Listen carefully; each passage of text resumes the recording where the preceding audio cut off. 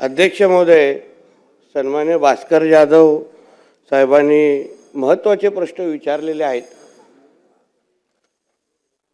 आता चिडणं आणि या प्रश्नाचा काय संबंध आहे हे आता पहिलं तर मला माहीतच नाही अध्यक्ष महोदय. हे हा प्रश्न झाल्यानंतर त्याचं उत्तर समजेल. हा आणि अध्यक्ष महोदय, हे खातं वर्षानुवर्ष आपल्या महाराष्ट्राच्या विकासाच्या दृष्टिकोनातून चालू आहे. 2014लाच हे खातं जन्माला आलं असं नाही. म्हणजे वडील या खात्याचे मंत्री पहिले होते, मग भास्कर जाधव साहेबांसारखे, म्हणजे हे प्रत्येक मंत्र्यांनी आपल्या आपल्या पद्धतीने अध्यक्ष महोदय या खात्याच्या माध्यमातून मच्छीमारांच्यासाठी न्याय देण्याचा प्रयत्न वर्षानुवर्ष केलेला आहे. सगळं काही 2014च्या अगोदरच आलं असं कृपया चुकीच्या गोष्टी रेकॉर्डवर जाऊ नये म्हणून हा उल्लेख केलेला आहे. एक मुद्दा अध्यक्ष महोदय असा आहे, हो सगळे रेकॉर्ड आता मंत्री असल्यामुळे रेकॉर्ड आहेत अध्यक्ष महोदय, म्हणून ठीक आहे. कारण का परत परत सगळं मीच केलं हा विषय नको जरा याच्यावर. दुसरा मुद्दा असा आहे अध्यक्ष महोदय, अध्यक्ष महोदय आता काय आहे, काही लोकांना कितीही चांगलं बोललं तरी पण त्यांना तो राग येतोच आणि मग मी राग करतो. आपण चांगल्या बोटींबद्दल मूळ मुद्दा मच्छीमारांबद्दल आहे अध्यक्ष महोदय. मुद्दा असा आहे अध्यक्ष महोदय, जाधव साहेब आपला हा प्रश्न, बाकी सगळ्या गोष्टी जाऊन दे, आपण कोकणातले आपण सगळे लोकप्रतिनिधी आहोत.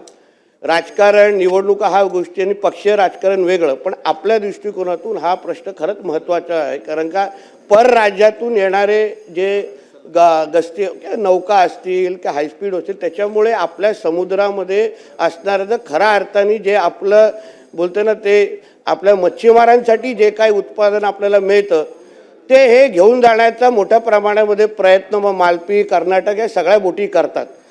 आपल्यासाठी हा प्रश्न अतिशय महत्त्वाचा असल्यामुळे आहे अध्यक्ष महोदय. कारण का जे काही बाहेरच्या ह्या बोटी येतात, आपल्याकडे असलेल्या ज्या गस्ती नौका आहे जाधव साहेब ते आत्ता लाकडी आहेत आणि लाकडी असल्यामुळे समोरच्या ज्या काही मोठ्या परराज्यातल्या जे काही मच्छीमार बोटी येतात त्या स्टीलच्याही असतात, त्याच्यामध्ये जाधव साहेब वेपनही असतात. आपल्यालाही माहिती आहे रत्नागिरी या भागामध्ये आपले जेव्हा अधिकारी त्यांना पकडायला जातात तेव्हा त्यांच्यावर हल्लेही झालेले आहेत. म्हणून आम्ही तरी ह्या 12 महिन्याच्या ह्या कारकिर्दीमध्ये जाधव साहेब आम्ही प्रयत्न असाच केलेला आहे की जास्त कारवाई ह्या गोष्टीवर कसा करता येईल. म्हणून जेव्हा मी पहिला मंत्री झालो जाधव साहेब, मी विचारलं तेव्हा ह्या ज्या लाकडी बोटी आहेत ह्याच्याने तुम्हाला पकडणं शक्य आहे का? शक्यच नाही.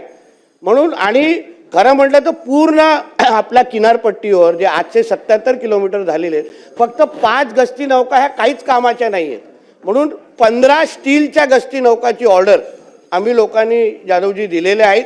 या महिन्यात पहिल्या 5 आपल्याला उपलब्ध होणार आहेत. त्याचबरोबर काही महिन्या अगोदर 9 मला वाटतं जानेवारीच्या जवळपास आम्ही ड्रोनची सुरक्षा पण सुरू केलेली आहे.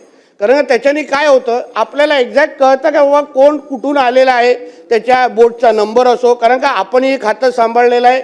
माझाही असा अनुभव आहे की 100% आपल्या खात्यातले अधिकारी प्रामाणिक नाहीत. याच्यामध्ये काही लोक समोरच्या लोकांमध्ये मदतीचे पण असतात आणि त्याच्यामुळे ह्या कारवाई इंटरनल मदतीशिवाय ते आपल्या बॉर्डर क्रॉसच करू शकत नाही, 12 नॉटिकल माईलच्या आतमध्ये येऊ शकत नाही. म्हणून तास हे उत्तर संपेस्तोपर्यंत वाढवण्यात येत आहे. बोला अध्यक्ष महोदय. म्हणून आम्ही झालेल्या कारवाईचे आकडे मी आपल्याकडे पाठवतो.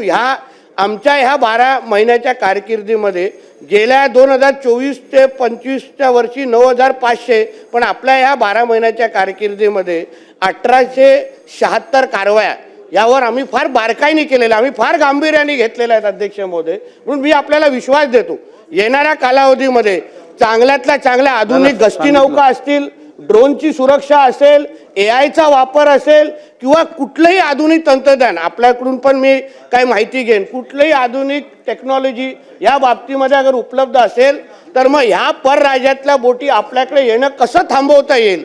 कारण याचा थेट फायदा आपल्या मच्छीमारांना पारंपरिकला पण होतो, सगळ्या लोकांना होतो. निश्चित पद्धतीने घेण्यात येईल. ड्रेजरच्या बाबतीमध्ये आपण जे बोला अतिशय योग्य आहे. त्या ड्रेजर जे सिंधुदुर्ग रत्नागिरीच्या त्या बाबतीमध्ये मी ते आपण आपल्या कारकिर्दीमध्ये आणि रायगड त्यावेळी जे घेतलेले ड्रेजर त्याला आता आम्ही थोडं मेंटेनन्सचं काम साहेब करून घेतो आहे. पावसाळ्याचा सीझन आत्ताच संपलेला आहे. येणाऱ्या काही महिन्यामध्ये आपण त्याचा वापर सुरू करू जेणेकरून याचा थेट फायदा आपल्या मच्छीमार बांधवांना होईल. धन्यवाद. ठीक आहे.